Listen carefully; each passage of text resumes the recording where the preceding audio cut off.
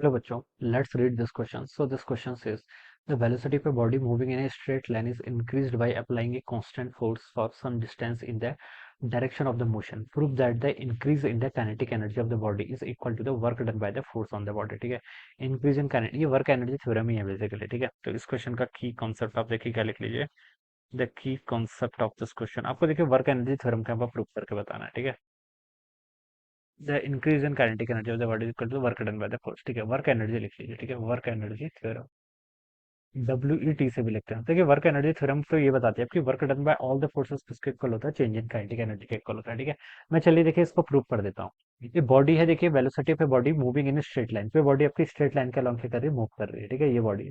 ठीक है, is increased by velocity में इंक्रीज कर रहे हैं by applying a constant force F, एक applying a constant force F. ठीक है बच्चों, कांस्टेंट फोर्स जब भी आपका एक्ट करता है ना, तो इसका मतलब आइदर पार्टिकल आपका स्ट्रेट लाइन में मूव करेगा. ठीक है, अगर फोर्स कांस्टेंट है तो इसका मतलब पार्टिकल तो आपका स्ट्रेट लाइन में मूव करेगा. ये कंडीशन है. ठीक है, ऑलवेज कंडीशन है. ठीक है, क्योंकि कांस्टेंट फोर्स का मतलब है मैग्नीट्यूड भी कांस्टेंट है एज वेल एज डायरेक्शन भी कांस्टेंट है. डायरेक्शन कांस्टेंट होने का क्या मतलब है कि जो उसके पार्टिकल पे फोर्स ऑलवेज इसी तरफ में लग रहा है. ठीक है, तो ये आपको यहाँ पर से गिवन हो जाएगा. तो पार्टिकल किस डायरेक्शन मूव करेगा, स्ट्रेट लाइन ही करेगा. ठीक है, स्ट्रेट लाइन में करेगा. ठीक है, तो ये बता सकते हैं. और इस हुक के कारण ये पार्टिकल एक्सेलरेट भी कर सकता है, डी एक्सेलरेट भी कर सकता है. वो डिपेंड करता है क्या, कि वेलोसिटी और एक्सेलरेशन या फिर इनिशियल वेलोसिटी और फोर्स के बीच में एंगल कितना है. अगर आपका एंगल 0 डिग्री होगा तब तो आपकी वेलोसिटी ऑलवेज इंक्रीज करेगी, और अगर 180 डिग्री होगा तो वेलोसिटी क्या करेगी, आपकी डिक्रीज करेगी. ठीक है, तो आपको वर्क डन बताना है. वर्क डन देखिए बच्चों किसके इक्वल होता है, वर्क डन होता है आपका फोर्स इंटू डिस्प्लेसमेंट के इक्वल. तो एफ डॉट डी एक्स लिख लीजिए. ठीक है, मान लीजिए पार्टिकल आपका ये एक्स एक्सिस के अलॉन्ग क्या कर रहा है, आपका this is our x axis. इस एक्सिस के अलॉन्ग क्या कर रहा है, आपका पार्टिकल यहाँ पर आपका मूव कर रहा है. ठीक है, एफ फोर्स लग रहा है, डीएक्स का इसका स्मॉल डिस्प्लेसमेंट है. ठीक है, और यहाँ पर क्वेश्चन में बोल रखा है कि स्पीड इंक्रीज हो रही है, तो इसका मतलब फोर्स और डिस्प्लेसमेंट दोनों की डायरेक्शन सेम होगी. तो अब इसका वैसे भी लिख सकते हैं, F D x cos of zero angle होगा. ठीक है, क्योंकि फोर्स और डिस्प्लेसमेंट, अगर फोर्स और इनिशियल वेलोसिटी भी यही थी, फोर्स भी यही था, तो इसकी वेलोसिटी इंक्रीज हो गई. ठीक है, अगर अपोजिट होंगे तब तो डिक्रीज होगी. तो एंगल 0 होगा यहाँ पर, तो इसका सिंपली एफ डी एक्स लिख लीजिए. ठीक है, अब बच्चों क्या बोल रखा है यहाँ पर देखिए, फोर्स अप्लाई हो रहा है, prove the increase in kinetic energy. ठीक है बच्चों, देखिए फोर्स किसके इक्वल होता है, फोर्स होता है आपका मास टाइम्स एक्सेलरेशन. ठीक है, कितना होता है, मास टाइम्स एक्सेलरेशन के इक्वल. ठीक है, अब बच्चों आप एक्सेलरेशन को कैसे डिफाइन करते हैं. ठीक है, एक्सेलरेशन देखिए बच्चों, आप एक्सेलरेशन की बेसिक डेफिनेशन होती है rate of change of velocity, यानी कि डीवी बाई डी टी के इक्वल. ठीक है, ये आपका एक्सेलरेशन होता है.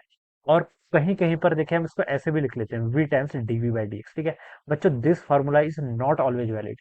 ये फॉर्मूला तो ऑलवेज वैलिड है, acceleration rate of change of velocity होता है. ठीक है, लेकिन ये फॉर्मूला ऑलवेज वैलिड नहीं है. ठीक है, हम इसको देखे, मैं मतलब इसको देखा गया है कि लोग काफी डायरेक्ट यूज कर देते हैं, but this formula is not always valid, क्योंकि ये तो आपका नेट एक्सेलरेशन है. ठीक है, ये फार्मूला आपका टेंजेंशियल एक्सेलरेशन का होता है. ठीक है, जो आपका ये कंपोनेंट होता है. ठीक है, ये एटी किसके इक्वल होगा, आपका V times DV by D X के इक्वल. ठीक है, एटी क्या है, आपका टेंजेंशियल एक्सेलरेशन.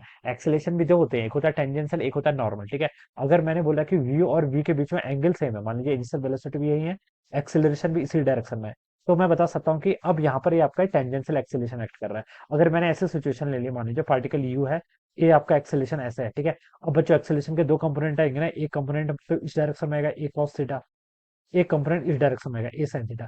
तो ए कॉस थीटा वाला तो उसकी स्पीड को इंक्रीज करेगा, ए साइन थीटा थोड़ी ना स्पीड इंक्रीज करेगा, it will change the direction. तो ये जो एक्सेलरेशन का कंपोनेंट है ए कॉस थीटा, इसको हम टेंजेंशियल एक्सेलरेशन बोलते हैं. और ये किसके इक्वल होता है, डीवी बाई डी एक्स. या फिर इन जनरल लेमन लैंग्वेज में हम ऐसा ही बोल सकते हैं, जो आपका टेंजेंशियल एक्सेलरेशन होता है वो क्या होता है, आपका rate of change of speed के इक्वल होता है. किसके इक्वल होता है, rate of change of speed के इक्वल होता है. ठीक है, नॉर्मल कंपोनेंट के कारण डायरेक्शन चेंज होती है, और टेंजेंशियल कंपोनेंट के कारण स्पीड क्या, मैग्नीट्यूड चेंज होता है, फिर वेलोसिटी का मैग्नीट्यूड बोल दीजिए, या फिर स्पीड चेंज होती है. तो यहाँ से मैं ए को क्या लिख सकता हूँ, V DV by D X लिख सकता हूँ. ठीक है, क्वेश्चन में स्पेसिफिकली बोला गया, देखिए बच्चों क्वेश्चन की वर्डिंग भी पढ़नी है. ठीक है, कि वेलोसिटी इंक्रीज कर रही है. ठीक है, कांस्टेंट फोर्स लग रहा है उस पर. ठीक है, और उससे उसकी वेलोसिटी क्या कर रही है, इंक्रीज कर रही है. तो हम बता सकते हैं कि यहाँ पर जो फोर्स लग रहा है वो क्या लगेगा, जो एक्सेलरेशन होगा वो कौन सा होगा, टेंजेंशियल. तो इस फॉर्मूले को अब मैं यहाँ पर पुट कर सकता हूँ. ठीक है, एम कांस्टेंट है, बाहर ले लिया, ए को मैं क्या लिखता हूँ, वी टाइम्स आपका डीवी बाई डी एक्स. ठीक है, और यहाँ पर कितना हो जाएगा, डीएक्स हो जाएगा.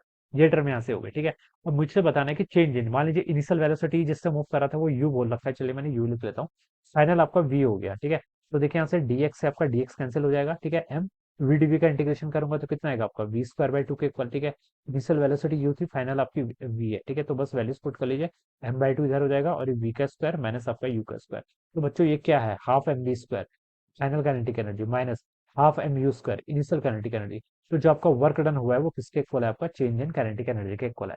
Prove that increase in kinetic energy of the body is equal to the work done. तो ये बिल्कुल ठीक है, इंक्रीज क्या होगा, फाइनल माइनस इनिशियल, और इंक्रीज ही होगा, चेंज नहीं लिखा है यहाँ पर वर्ड में, ठीक है, वर्डिंग भी पढ़नी है, ठीक है, इंक्रीज बोला है और इंक्रीज तो होना ही था क्योंकि फोर्स जो टेंजेंशियल फोर्स है और जो इनिशियल वेलोसिटी है दोनों की डायरेक्शन सेम है, ठीक है, तो इंक्रीज ही होगा, ठीक है।